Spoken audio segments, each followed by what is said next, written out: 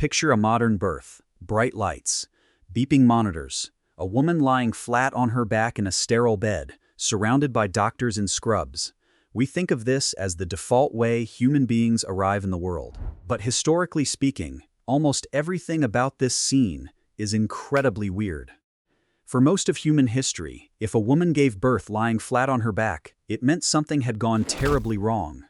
If a man was in the room, it was a scandal.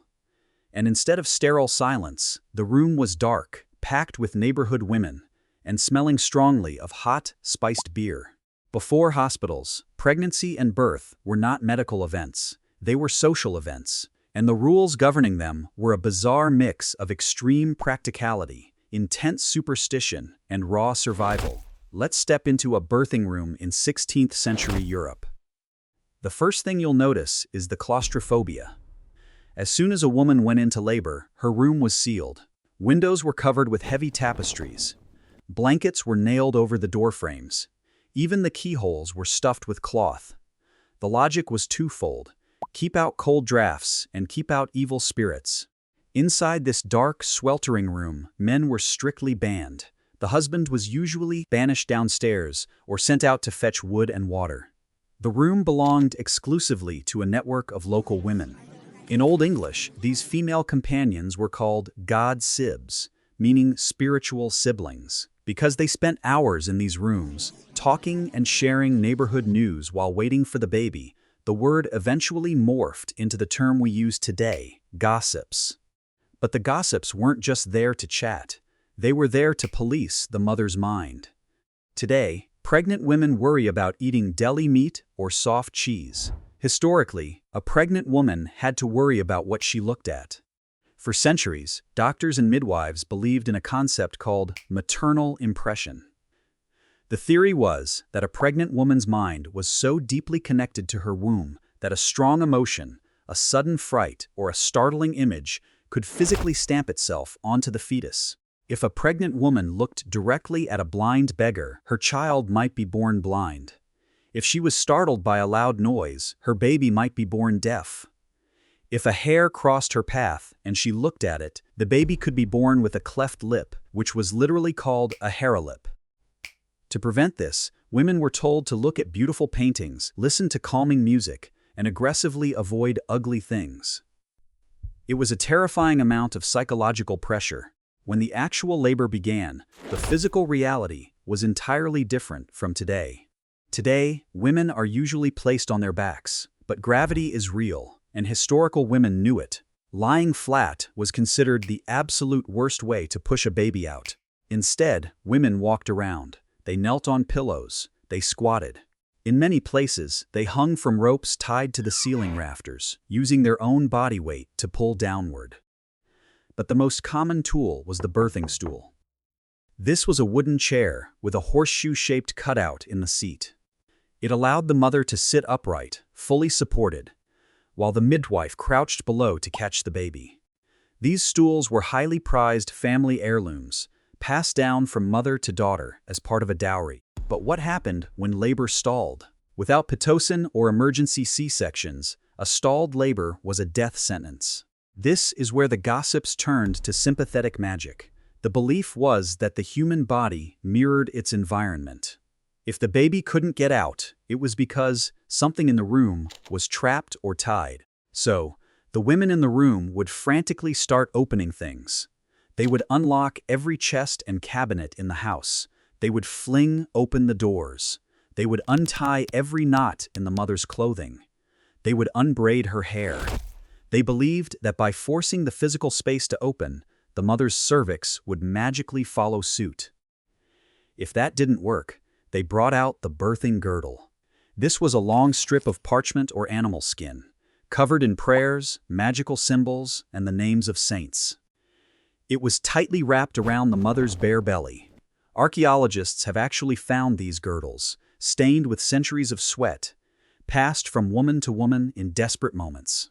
As for the pain, there were no epidurals. In Christian Europe, the pain of childbirth was often viewed as the literal curse of Eve, a spiritual trial that simply had to be endured.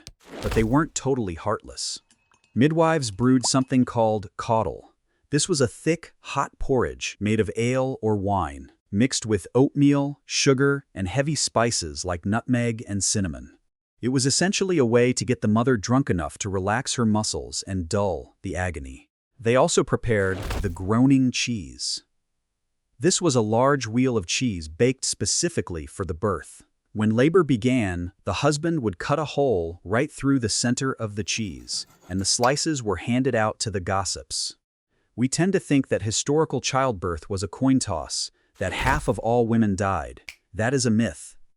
For a healthy woman in a normal year, the risk of dying from a single pregnancy was actually around 1 to 2%. But here is the terrifying math. 1% doesn't sound like a lot until you realize a woman wasn't doing this once or twice. Without reliable birth control, a woman might give birth 8, 10, or 12 times. That 1% risk compounded with every pregnancy. Over a lifetime, a woman faced a 10 to 15% chance that childbirth would eventually kill her. The danger was so universally understood that it was entirely normal for a pregnant woman to sit down and write her last will and testament before her due date. She wasn't being dramatic, she was being practical. So, how did we get from wooden stools and spiced ale to sterile beds and bright lights? You can blame a secret wooden box and a French king. In the 17th century, a family of doctors in England, named the Chamberlains, invented the first obstetric forceps. These metal tongs could reach inside and pull out a stuck baby, saving both the mother and the child. It was a miracle tool. But the Chamberlains kept it a strict family secret for decades. They would arrive at a birth carrying a massive locked wooden box. They would blindfold the mother, make everyone else leave the room, use the forceps, and lock them back in the box before letting anyone back in. Eventually, the secret got out, and suddenly, male doctors had a tool that female midwives did not. Wealthy women began hiring male doctors, known as accoucheurs, to deliver their babies. King Louis XIV of France famously popularized this. He enjoyed watching his mistresses give birth, and he demanded male doctors attend them. But there was a catch. To use metal forceps, the doctor needed a clear, unobstructed angle. A woman sitting upright, on a wooden stool or hanging from a rafter, was entirely in the way of the doctor's tools. To make the doctor's job easier, women were told to lie flat on their backs in bed. The shift had begun. Birth was no longer a natural process driven by the mother's gravity. It was a medical procedure managed by a man with tools. The gossips were kicked out. The birthing stools were burned as firewood.